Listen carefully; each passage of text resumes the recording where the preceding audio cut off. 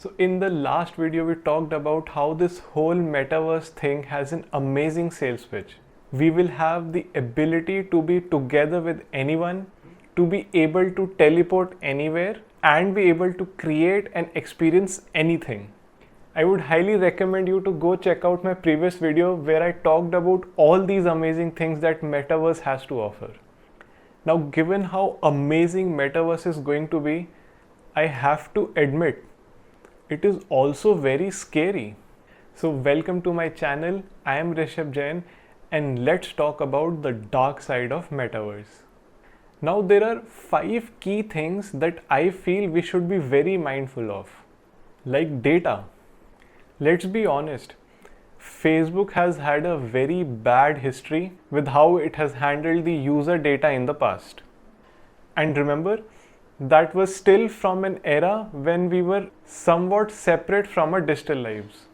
But in the case where we become our digital selves, where our profiles are not just a few photos from a vacation that we choose to share, but literally everything we do in this metaverse, we are going to have to put a lot of trust into a company that doesn't exactly reveal how it's using that information.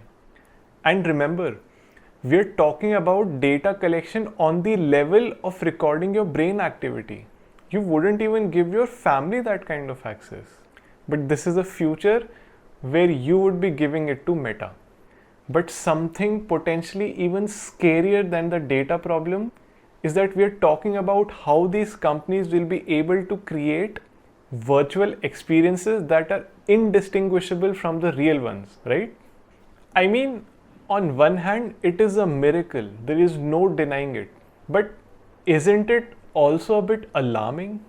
Take into consideration the social media we have today, be it Facebook, be it Instagram, be it YouTube, or any app of your choice. We are already being shown predominantly only the content that we agree with and the content that we want to see.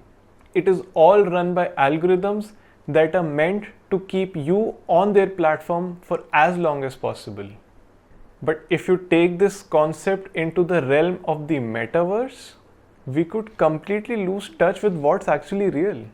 The power to curate not just your newsfeed but your entire world now means that if you don't like seeing slums or beggars or homeless people in the society, well, your metaverse can pretend that they don't exist.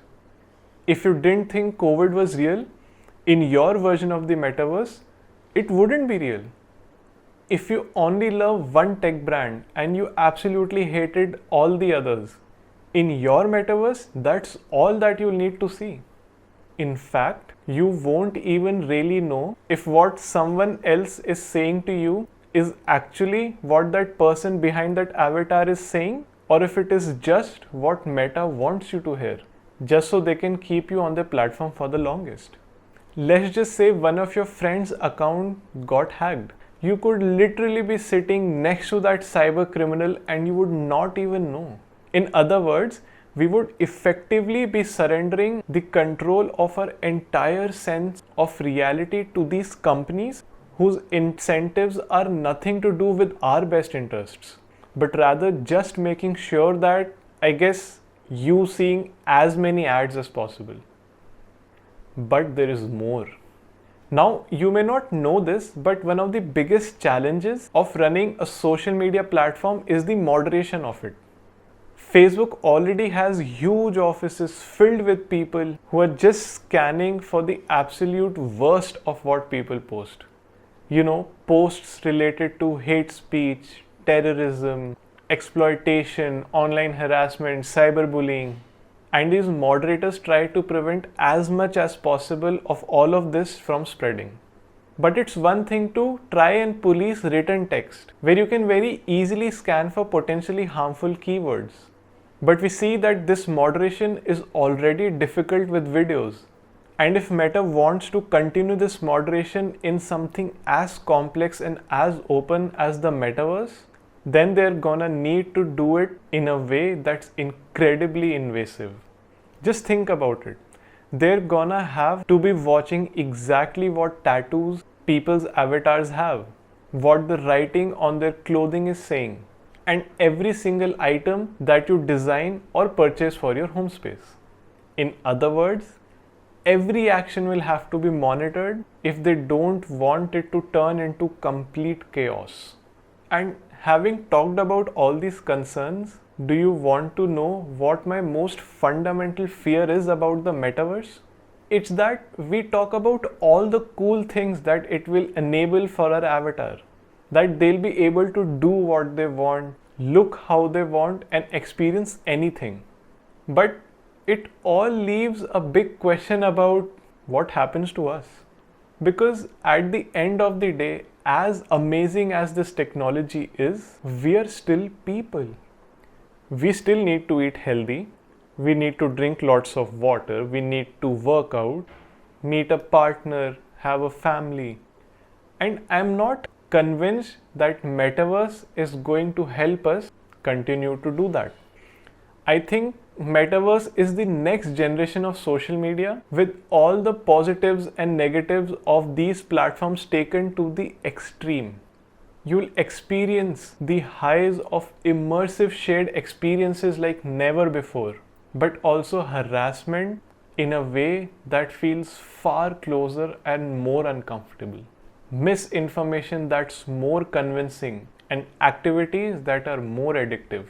Metaverse is being pitched as something that will sit alongside our real lives.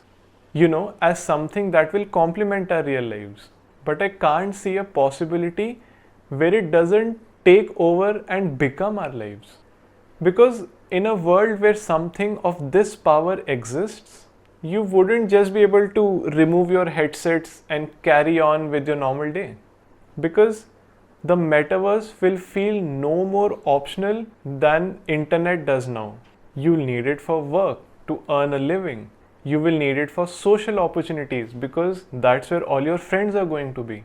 And you'll need it because relative to your life in the metaverse, your real life will kind of suck. Can you imagine every night taking off your headset and going from this handsome king who's just won a major battle for the entire kingdom, or an explorer in an intergalactic voyage, to then seeing your actual self in the mirror and remembering that you are not that person, and that you don't have the perfect face or the perfect body, and you can't do the things that your avatar could do. The incentive won't be to start looking after our real selves because we will never become that good. The incentive will be to actually put the headsets back on and spend even more time in the metaverse. And I think that this will apply to jobs too. The metaverse shows us an example of what I can only assume is an architect who in the metaverse can productively build and design buildings with his team. But if you really think about it, assuming metaverse becomes what it's setting out to be, we are not gonna need the buildings that they're designing. As a matter of fact, in a world where you can tap a few keys and have whatever you want appear in front of you, surely most people won't have jobs.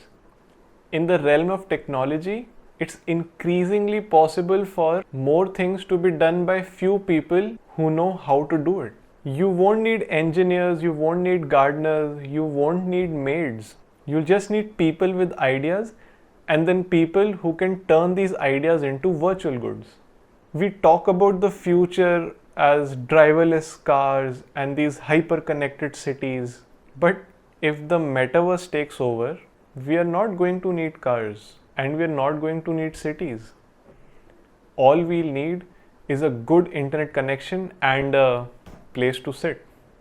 Now let's get on to my final concern that I have for metaverse. In real life, we have countries, we have governments which roll out policies that help the society. We have laws that govern us, we have laws that maintain social order. But who will fill in this gap in the metaverse? If it is these companies that govern us and make laws for us, then there will no longer be a free society. We will be doing everything and behaving exactly as these companies dictate. every country has laws which are unique to them. And this is because every country has a unique culture, has a unique society. And over all of these, we have laws against crime. And we would need somebody to form or make and implement all of these laws in the metaverse. And we definitely cannot leave it up to these companies to govern us. We would definitely still need a government that is elected by the people. Now, the last thing that I'm going to say about all of this is that metaverse is not one thing that one moment it's not there and the next it's suddenly there.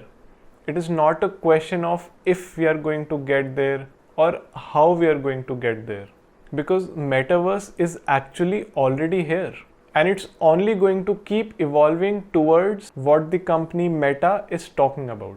Just take Fortnite. This started as a game, but now it's so much more. It has become a platform in which a whole generation of people hang out. They shop in it and they even attend concerts in it. In fact, I've come across freelancers who take payments not in rupees or dollars, but in Fortnite V-Bucks.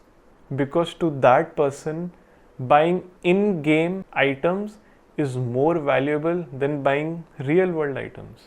The metaverse is not just a Facebook thing. It's a universe that all of these big tech companies together are pouring slowly but surely tens of billions of dollars into creating it. Facebook is just the first company to make its part in it 100% official. I think it's an inevitable future, but I feel there is one thing that can ease a lot of my concerns. That is to keep the metaverse open source, to make sure that all the code of how it's working remains public. So that will mean less concerns about your data and less concerns about spying.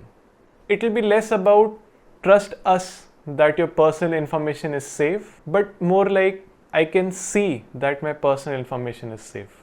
And while this will probably make development slower, because with open source projects there is much less of a profit incentive compared to keeping your secrets behind closed doors.